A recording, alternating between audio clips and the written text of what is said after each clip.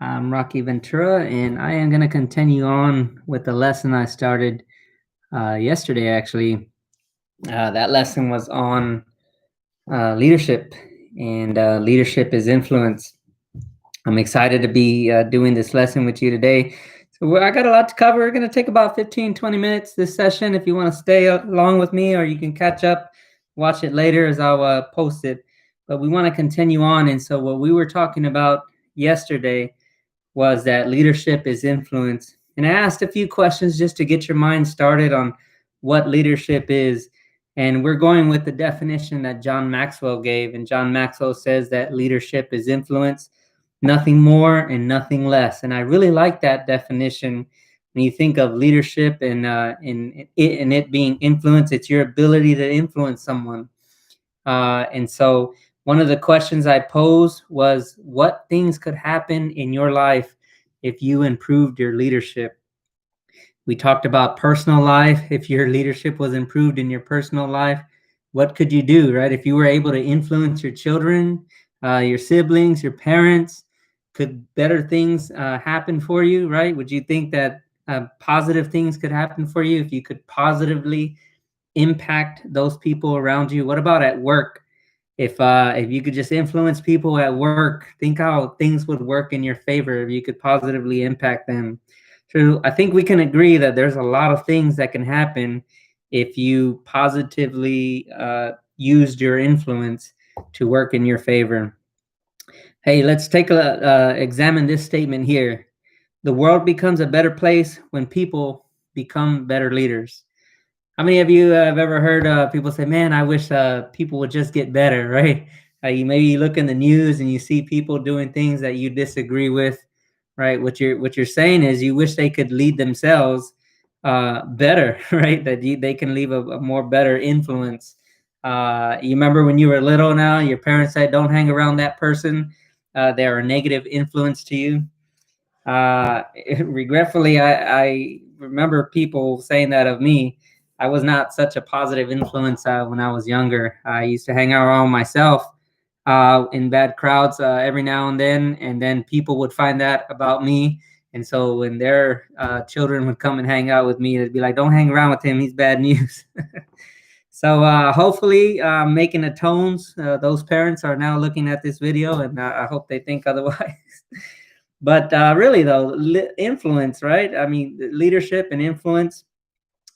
In the book, The 21 Laws of Leadership, John Maxwell is known for his leadership. One of the laws, there's 21 laws in there, but in one of those laws, he says that your ability to succeed in life is capped out at your leadership ability.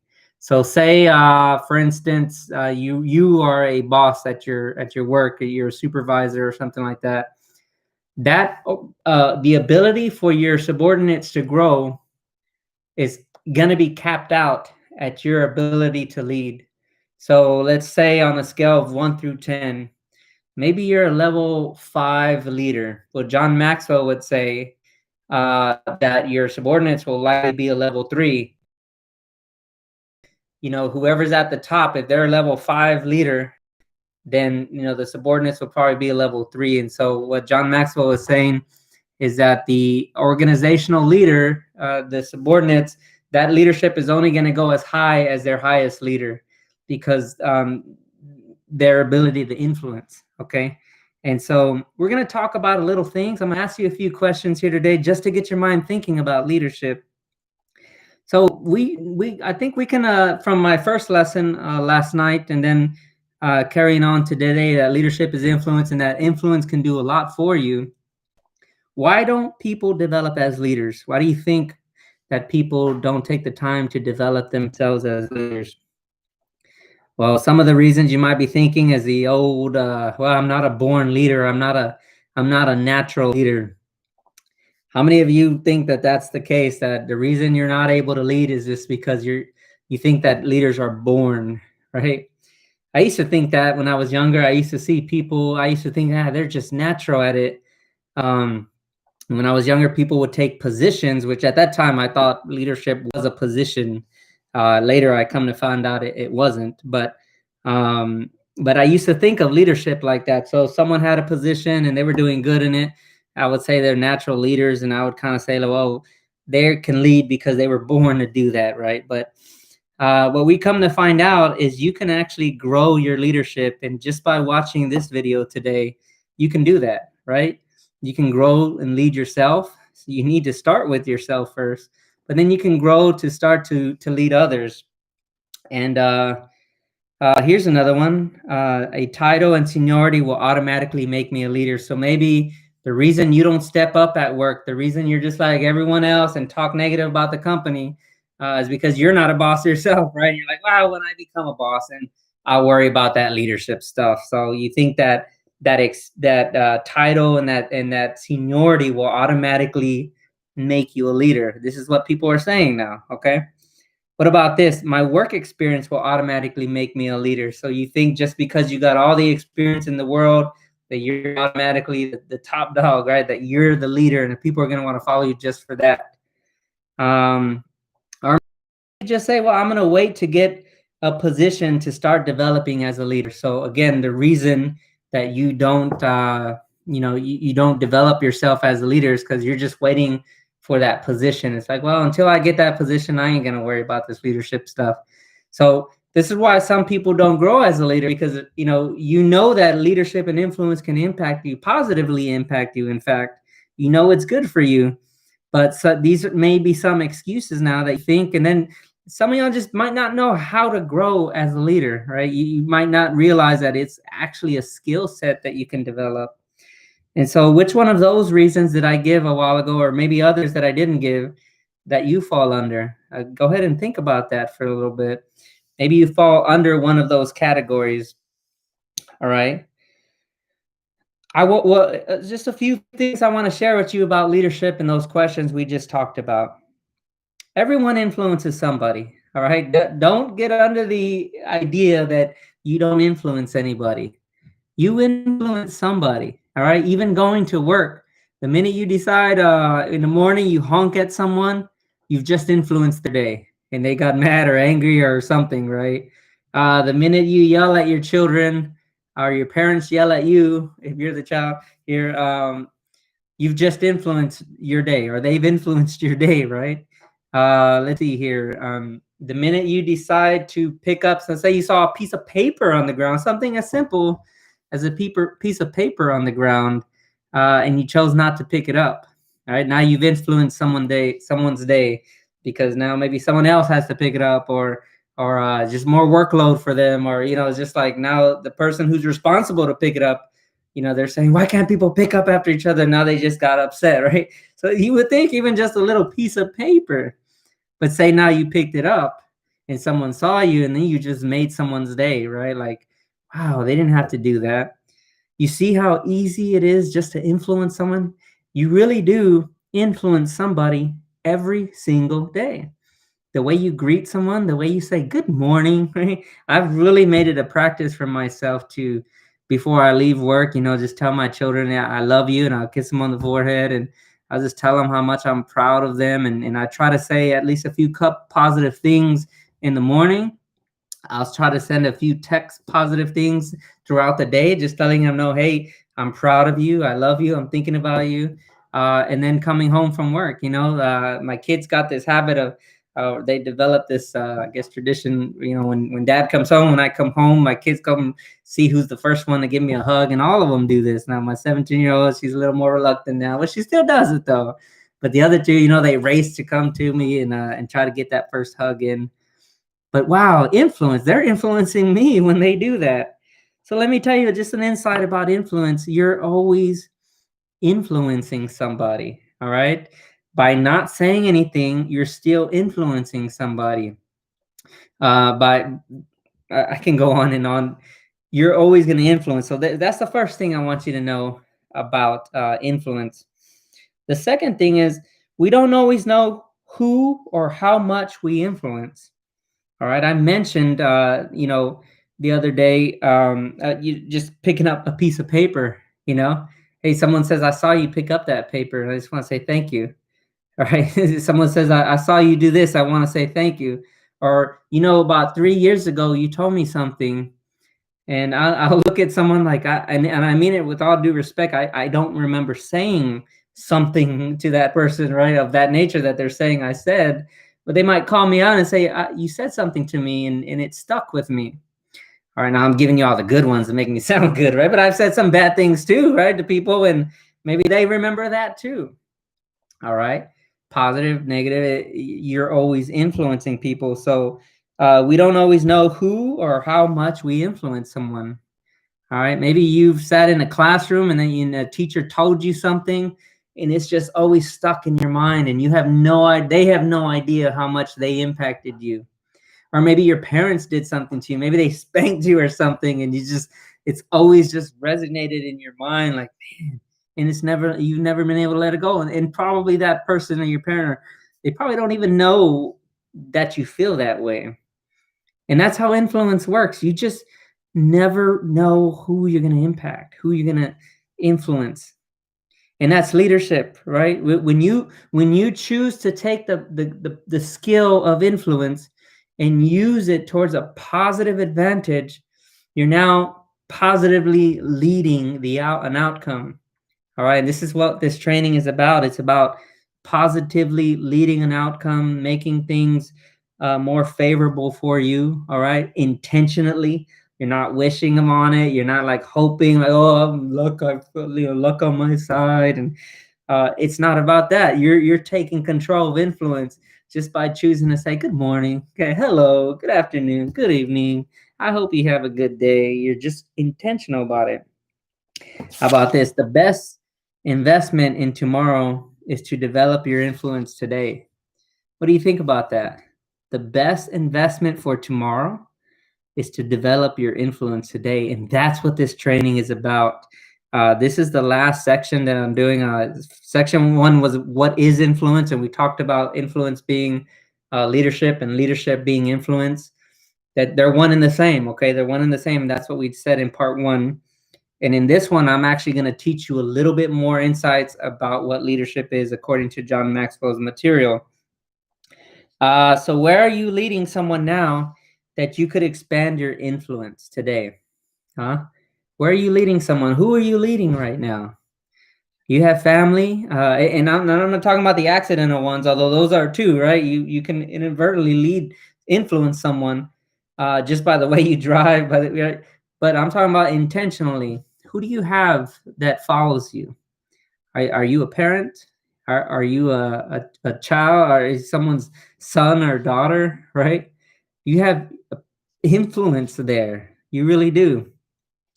So think about that, who you influence, and we're gonna close out just talking about what John Maxwell calls the 5 levels of leadership. Now he has a whole book dedicated to this. The material I'm drawing from is from his book, Developing the Leader Within You. But in another book, he also has what's called the 5 levels of leadership. And that's what we're gonna go over today. Let me pull out this marker here and we'll get started. I'm gonna actually use a little board here, okay? All right. So here we go. You're with me? You're with me? I'm almost dropping this here. All right. So the first level, we'll call it position.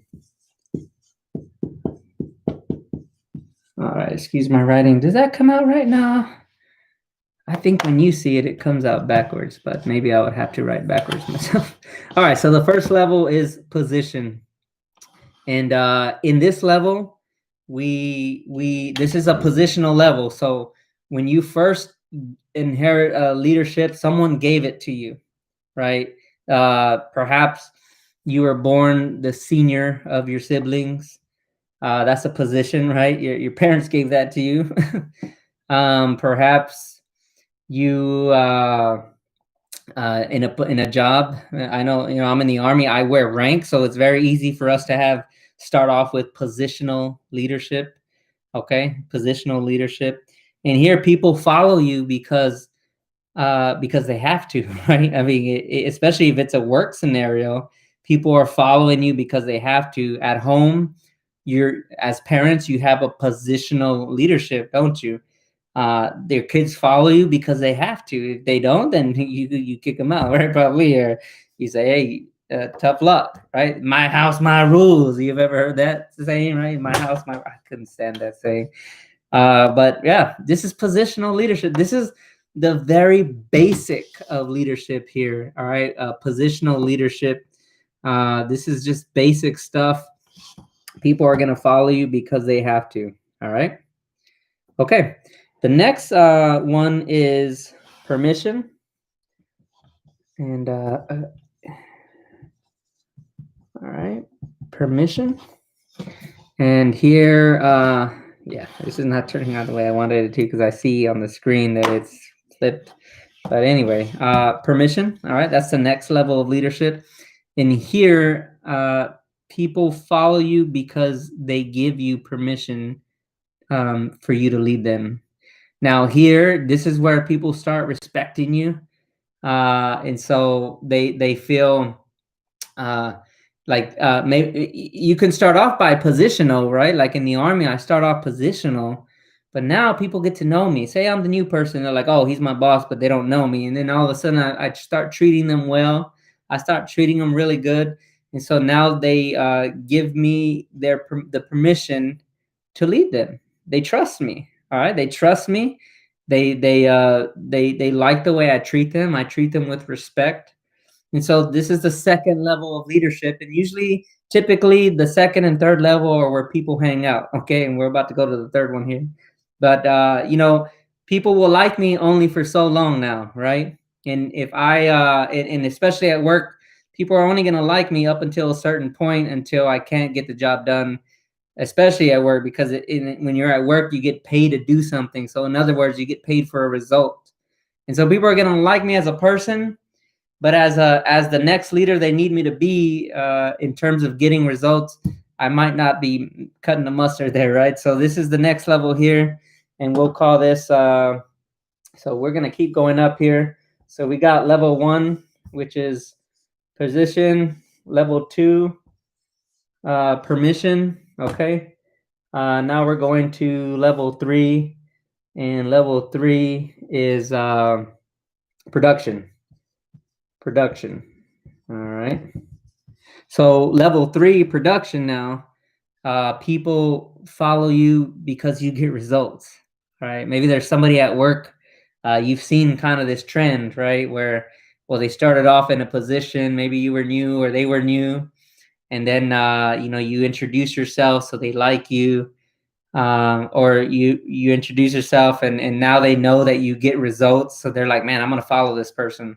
Now, what's interesting about level 1s and 2, the production, the permission and the production is what's interesting about those two is that from level 1, you can go to level 2 or 3. You can actually skip each other. Okay. So I'll give you an example. When I used to sell vacuums, all right, I followed that person. They had a position. They had a higher vacuum sales leadership, about positional leadership. And so I followed them, right? Now, at that point, I could either follow them because I like them as a person or follow them because they got results. And there were several people above me, so they had positional leadership above me. One person I followed because he was just very personable. He was easy to follow and like, and just funny guy, right? So I followed him, but the guy couldn't sell vacuum for nothing. I don't know how he didn't stay up there for long, but he was just above me because I was new. Right? He was a positional leader. But now the next person, I followed him because he got results. Now, he wasn't a nice person. This person was very arrogant, very cocky. That's the way he carried himself. So he wasn't, a nice person, likable person. So that's how you can jump from positional to either production or permission. All right. Now, normally the flow is that way, though. Okay. Ideally, you want to go from people not knowing you, but they just know that you have a position or you're a parent or something, right? And then you want your kids to like you, right? I hope you want a good relationship with them. And then you want to have production with your family, right? You want to be able to help them or to get results. from work or through family. You want to be known for a person who gets results and who's consistent, who gets it done. Okay, now let's go to the fourth one. All right, the fourth level of leadership John Maxwell calls personal development or people development. Yes, people. You know what? It's probably good that this thing is backwards because you can probably read it better. My handwriting is not good at all. Okay. But people development now. Okay. This is where people now follow you because of what you do for them. Okay. So, number one, people follow you because of your position.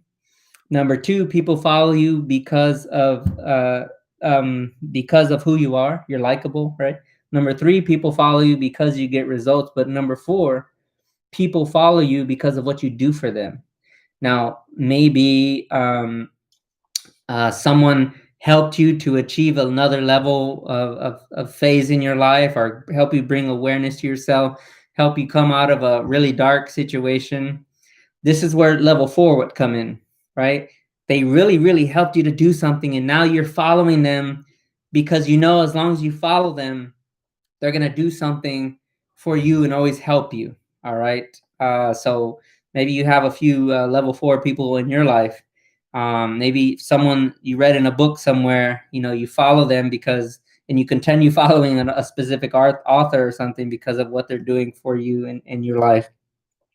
So that's how level 4 works. And a lot of people, this is like level 4 is usually the goal you want to attain, because you want to add value to people, right? You want to make a difference in their life. And so no matter what you do in your life, whether you're a parent, whether you're a sibling, whether you're a coworker to somebody or just a friend, even a stranger, right?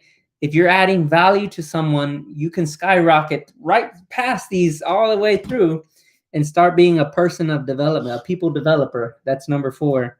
And you can start gaining influence in their life. Now people are going to want to follow you because you impact their life. You're changing their life, and they're going to want to follow you. Okay? They're going to want to follow you. All right, now let's talk about the final level of leadership that John Maxwell says, and he calls this the Pinnacle. All right, you see my wonderful writing there? I don't even know if I spelled that thing right. All right, so 1, 2, 3, 4, 5. Okay, but this is called the Pinnacle of leadership now. And in the Pinnacle of leadership, people follow you because of what you did through them to help others. You follow me? Number 4, people follow you because what you do to them. All right, you're helping them right now in this situation, and they know they can always trust you for your help, so they're going to follow you. But now, the pinnacle level of leadership, and not too many people achieve this status. Okay, this is one that the greats of the greats, will continually achieve this. All right. Let's say John Maxwell, for example. I'm in the John Maxwell team. I teach his material. So John Maxwell would be a Pinnacle 5 for me, because what is he doing to me? He taught me, he changed me. So he was a level 4 for me. He was all these, right? He was a positional person. He had position. He was called the leadership guru. So position. All right. I gave permission for him to lead me based on what he did. Now, he didn't know me personally at the time, right? I followed. I wanted to follow him because of the results he got. The guy's named the leadership guru, right? Even to this day. And then he started to develop me as a leader. But now look this is the interesting thing about his level 5 leadership on me. I am now using his material to develop you. And so people follow you for what you do through them to lead others. All right. So I'm following him for what he does through me so he can lead other people. And that's when you start getting that multiplied effect. And so that's the idea there. You want to try to reach the pinnacle. Now, here's the funny thing. All right. Every person, you start off at level 1. Okay. Every single person, you're starting off at level 1. So every time you meet someone new, You might be the level 4 person in your organization, all right? But when a new employee comes to your organization, or a new family member gets introduced to your organization, or your home, sorry. Well, actually, you're supposed to run your house like a business. So I hear, I heard, no, there's a book out there that says that, and I've been meaning to read it. But when a new person comes into your life, you now start at level 1. And sometimes the cockiness inside of us, says, I'm a level 4, level 5. And you have the evidence to prove it, right? But when a new person comes in, they don't know that about you. So now you got to reset yourself, right? Let go of the ego, and you have to allow yourself to grow in that leadership position with them, if you want to. All right, this is all choice now, but we've already discussed the benefits of what could happen if you allowed leadership and influence to guide you and take you to new places you've never been before. So I'll ask you this question: who are 5 people you influence the most? I want you to think of 5 people in your personal life and 5 people, let's say, in your business life, or your hobbies life, or your outside life, I guess. So you got your personal life, perhaps family, and then you got your, maybe your formal business side, or you work wherever you volunteer at or something. Who are 5 people that you have potential to influence? All right, think about that. Who are those 5 people? And what number would you put yourself in each of those? So now you got 10 people, right? The 5 personal and 5 formal business. Okay. Who are those 5 people, and what number would you give yourself? All right. For those of you that are parents, all right, you're a positional leader. So at a minimum, you're a 1. But now, are you a number 2? Do they want to follow you? All right. Are you a number 3? You get results with them, like you make them feel good inside. And so that they know that you can produce results, right? Are you a number 4 with them? Do you develop them in a way that they just genuinely say, yes, mom or dad, I want to follow you? All right. Do they come to you for advice, or are they going to Google for advice, right? I like to see that as a meter for me. I know when my kids come to me and ask me questions, I can validate what level I am at, right? Because I know that, yeah, and I'm not saying they don't ask Google or Siri now, right? But I at least feel good to know that my opinion matters to them. When they start coming to you for stuff, you know, you might be telling you where you're at with them. They might not, they might not, um, well, I'll let you decide what that means, okay? But just consider that now. That's part of influence, right? You want your kids to come to you. You want your coworkers to come to you. Are you approachable at work? Have you developed a character about you that's easy to get along with? Or are you just so complicated? Everything has to be your way. You always got to be right. All right. Those are influencing people as well, believe it or not. Those actions, the need to always want to get the last word, the need to always feel right. I talked about in lesson 1, just to say, when you're in a disagreement with someone, just say, isn't that interesting? Like, isn't that interesting how this person doesn't like me? And just let that just resonate in your mind. Like, isn't that interesting? I must have done something to them. And then figure out a way to change it through influence. All right, maybe the next day you bring them I don't know, you treat them to lunch or something, or you do something positive and uplifting to help them. Well, hey, this concludes the leadership is influence part.